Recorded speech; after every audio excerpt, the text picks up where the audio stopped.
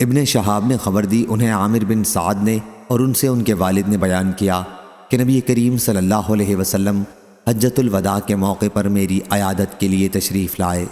میری اس بیماری نے مجھے موت کے قریب کر دیا تھا۔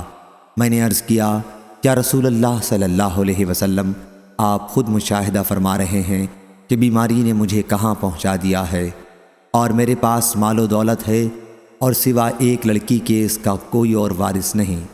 کیا میں اپنی دولت کا 2/3 صدقہ کر دوں؟ حضرت صلی اللہ علیہ وسلم نے فرمایا کہ نہیں۔ میں نے عرض کیا، پھر آدھی کا کر دوں؟ فرمایا کہ 1/3 بہت ہے۔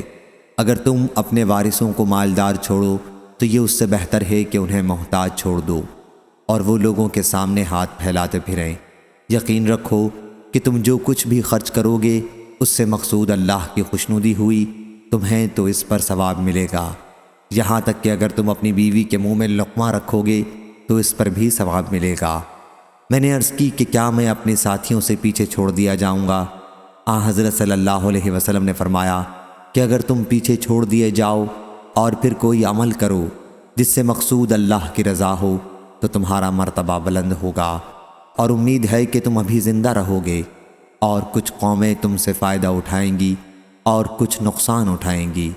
اے اللہ، میرے صحابہ رضی اللہ عنہم کی ہجرت کو کامیاب فرما اور انہیں الٹے پاؤں واپس نہ کر۔ البتہ افسوس سعد بن خولہ کا ہے۔ سعد نے بیان کیا کہ رسول اللہ صلی اللہ علیہ وسلم نے ان پر افسوس کا اظہار اس وجہ سے کیا تھا کہ ان کا انتقال مکہ معظمہ میں ہو گیا تھا۔ صحیح بخاری حدیث نمبر 6373۔